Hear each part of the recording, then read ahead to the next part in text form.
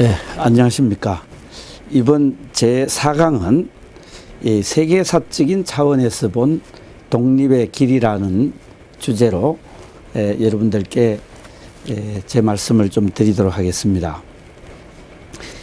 이 주제의 중요성을 먼저 좀 말씀드리면은, 이 식민지 국가가 독립운동을 통해서 독립을 하고 건국을 하게 되는데, 이 독립운동의 역사를 어떻게 보느냐에 따라서 그 나라의 건국사 또 그리고 그 이후의 역사 전개에 대한 평가가 완전히 달라질 수도 있기 때문입니다. 현재 우리나라에서는 대한민국을 건국한 사람들은 독립운동을 열심히 하던 사람들이 아니라 일제 식민지 시기에 친일 협력을 했거나 혹은 친미 세력들이 세운 나라다, 이런 인식이 아주 널리 퍼져 있습니다. 그렇기 때문에 우리 사회 일각에서는 대한민국은 태어나지 말았어야 될 나라다라고 우리 대한민국의 역사적 정통성에 대해서 매우 회의하거나 혹은 부정적으로 생각하는 사람들이 많은 것도 사실입니다.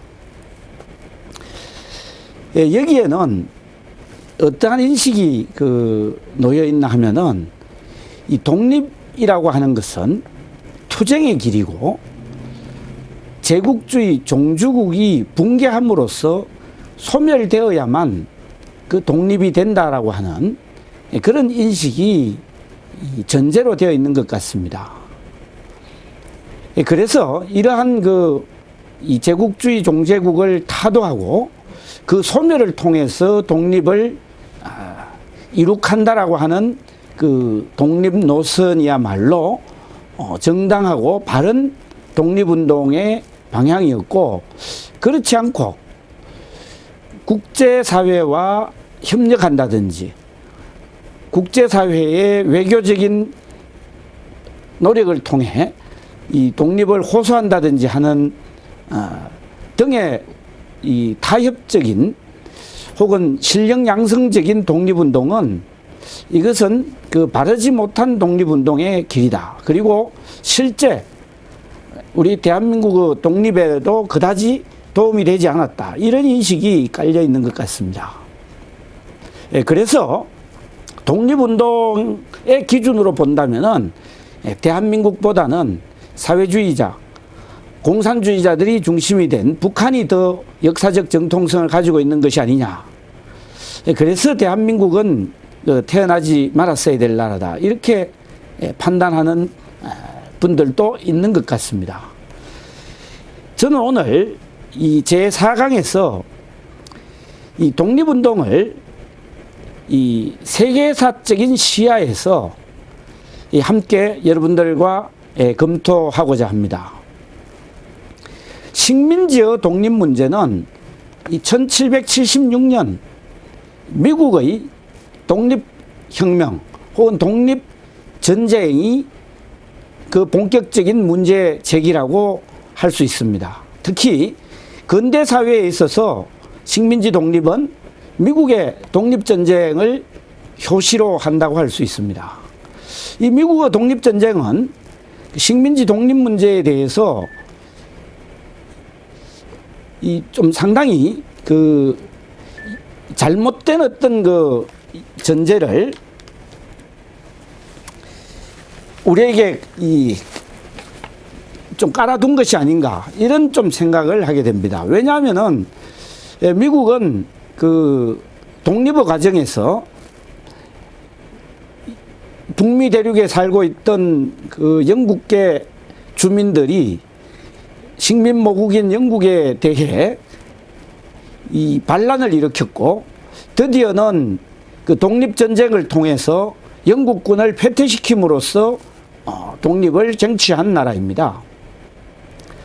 그리고 무릇 독립의 길이란 이렇게 식민모국 혹은 식민지 종주국을 무력으로서 패퇴시킴으로써 쟁취할 수 있는 것으로 생각하게끔 하는 그런 모델이 되었습니다.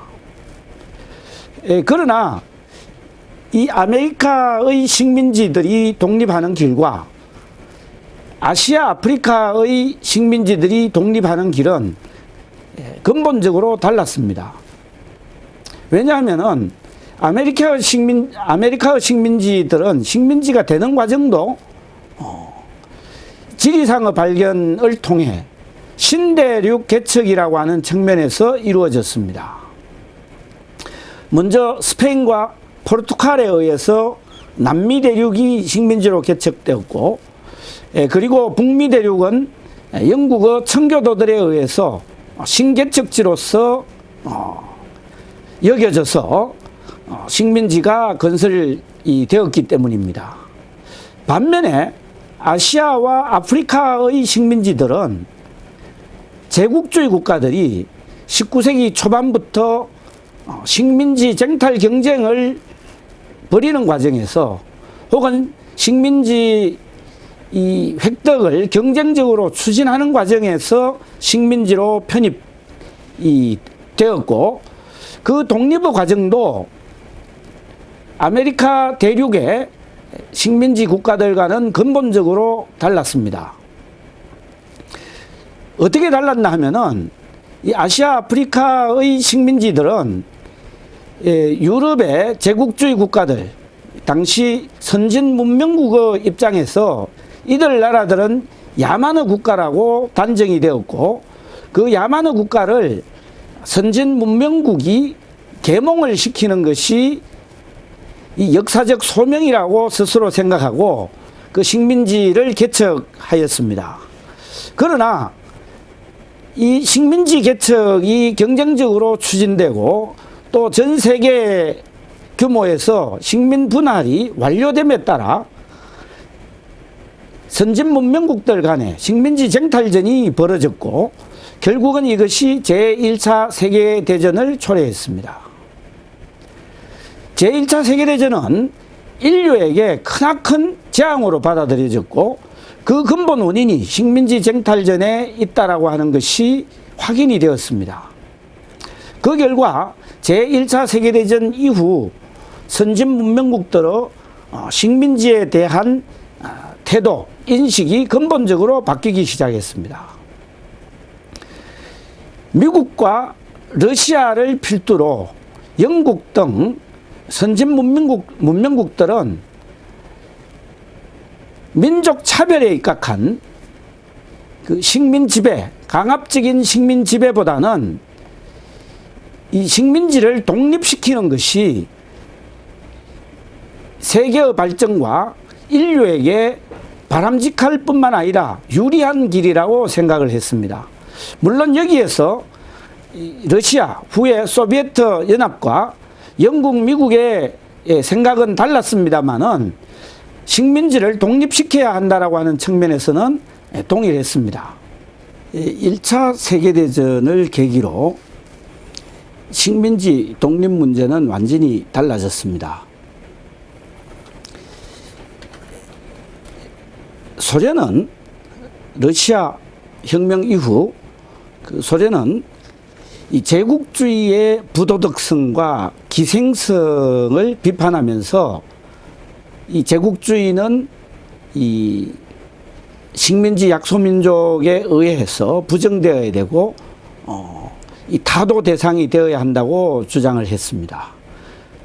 그리고 이 소비에트 조국은 식민지들의 약소민족 해방투쟁, 즉 제국주의 국가들을 향한 민족 해방투쟁을 적극 지원하겠다고 약속을 했습니다. 이것은 1차 세계대전 이후 자민족의 독립을 세계 어디 가서 이 호소를 해도 들어주지 않고 있던 약소민족들에게는 복음처럼 들려졌습니다. 우리 민족도 예외는 아니었습니다. 많은 사람들이 소비에트 연합의 약속에 기대를 하였고, 그래서 사회주의 운동, 공산주의 운동에 관심을 가졌고 적극적으로 수용을 하게 되었습니다. 그리고 그 독립의 방법은 제국주의 국가의 타도였습니다. 즉 식민지 종주국을 붕괴시키고 소멸시킴으로써 독립을 쟁취할 수 있다는 것이고, 그것을 통해서 제국주의 국가들을 사회주의 국가로서 전환함과 동시에 식민지 약소국들도 인민민주주의 혁명을 통해 혹은 인민민주주의 혁명을 거치지 않고 곧바로 사회주의 혹은 공산주의 혁명을 통해 공산주의 사회로 나아가야 한다고 믿었습니다. 반면에 새로운 또 하나의 국제 질서를 제시한 미국의 윌슨 대통령과 서방 세계는 또 다른 그 가능성을 제시했습니다. 국제연맹을 통해서 이제 문명국의 사명은 스스로 자립하지 못하는 그 민족들을 도와서 독립을 이룩하도록 하는 것이 사명이다. 이렇게 국제연맹 규약 제22조에서 선언을 하게 됩니다. 이처럼 1차 세계대전 이후 식민지 독립에 대한 찬성 분위기는 공통되었으나 독립의 방법을 둘러싸고는 소비에트 연합과 서방 선진 진영이 보는 길은 달랐습니다. 서방 선진 진영은 약소민족의 독립으로서 두 가지를 요구를 했습니다. 하나는 민족의 일치된 자결 요구가 있어야 된다. 즉 약소민족 내부의 단결된 요구가 있어야 된다. 독립에 대한 단결된 요구가 있어야 되고, 두 번째는 스스로 나라를 세웠을 경우 자치를 할 수 있는 능력이 있어야 된다. 이것을 밝힙니다. 국제연맹규약 22조를 보면은 그곳에서는 크게 이 네 가지 정도의 독립의 요건을 제시하는데, 그 중에서 가장 중요한 것이 이 능력을 제시하는데, 그 예가 어떻게 나오냐 하면은 대체로 식민지 국가들 가운데 오스만 투르크 제국의 식민지에 있던 나라들은 대체로 스스로를 다스려 갈 수 있는 역량이 있기 때문에 이들 나라들은 곧바로 독립을 할 수 있다. 이런 이제 이 입장을 보이게 됩니다. 그래서 어느 나라부터 독립이 되나 하면은 아프가니스탄, 이집트, 이란, 이라크, 사우디아라비아 이런 소위 중동 아랍계 국가들이 먼저 독립을 보게 됩니다. 이들 국가들은 그 20세기 초반 혹은 19세기 후반에 영국과 오스만 투르크 간의 이 경쟁 구도 속에서 대체로 영국의 보호국에 있던 나라들입니다. 그래서 영국은 성전국이었지만은 이들 보호국에 있는 나라들은 스스로 이 독립 의지가 있을 뿐만 아니라 단결되어 있고 또 자치 능력이 있다고 인정을 해서 독립을 하게 됩니다. 나머지 국가들에 대해서는 이 자결의 의지만 가지고는 혼란이 올 수 있으므로 독립 이후에 스스로 질서를 유지하며 민주적으로 국가를 운영할 수 있느냐 여부를 따져서 독립을 시켜야 된다는 입장을 취하고, 이것이 1941년의 대서양 헌장에서 재확인되고 1945년 2차 세계대전 이후 국제연합이 탄생하면서 개성됩니다. 그래서 이 아시아의 나라들부터 이 독립을 행하게 되는데, 아시아에서는 이 레바논이 1943년, 베트남이 1945년, 시리아 1946년, 요르단 1946년, 필리핀 1946년, 인도 1947년, 한국 1948년, 미얀마 1948년, 인도네시아 1949년 등으로 2차 세계대전의 종전과 더불어 독립의 길을 가게 됩니다.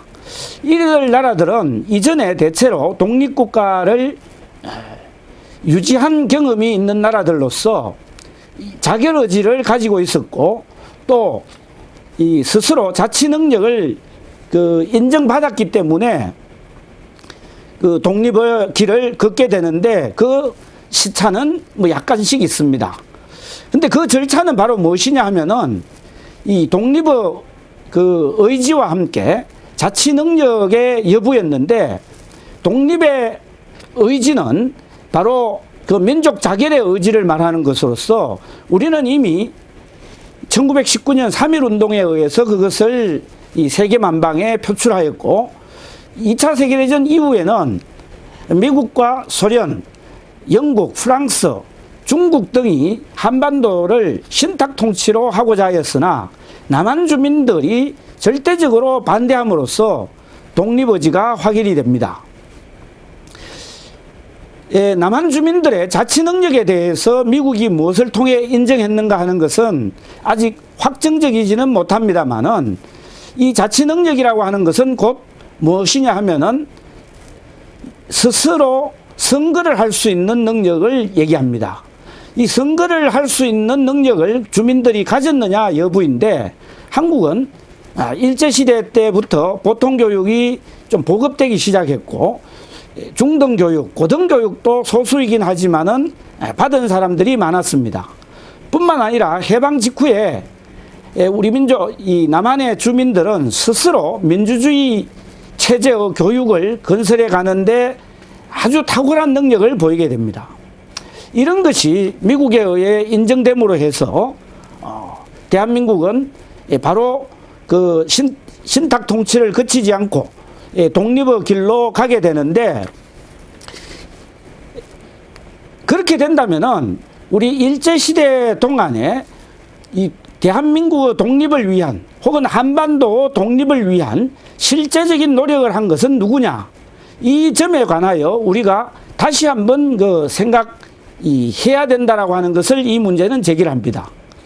즉 사회주의자들 혹은 공산주의자들은 제국주의 일본을 타도하기 위한 폭력투쟁과 이 계급투쟁을 중심으로 독립운동을 하였고, 반면에 윌슨의 민족 자결주의의 길을 따르는 민족주의자들은 민족 실력 양성 운동과 해외에서의 외교운동, 해외에서의 소위 군사적 군사적 실력 양성 운동, 이런 것들을 중심으로 독립운동을 하였습니다. 결과적으로 1945년에 새로운 세계 질서가 재편되는 과정에서 우리 한반도 혹은 대한민국의 독립을 가져온 세력은 누구였겠습니까? 이러한 세계의 독립운동의 역사를 기준으로 한다면은 오히려 민족 실력 양성 운동, 외교적 실력 양성 운동이야말로 이 한반도의 독립을 가져온 원동력이라고 할 수 있습니다. 즉 독립운동에 있어서 우세한 위치에 있는 것은 사회주의 운동이 아니라 민족주의 계열의 실력 양성 운동이라고 하는 것을 이야기할 수 있다고 생각을 합니다. 물론 이 민족주의 계열의 실력 양성 운동은 1940년대에 일제가 태평양 전쟁을 일으켜 아시아와 동아시아와 동남아시아 국가에 대한 침략을 감행할 때 이 식민지 침략 전쟁에 협조한 부분의 문제에 대한 해명이 필요합니다. 이 부분에 대해서는 다음 시간을 기대하도록 하겠습니다. 감사합니다.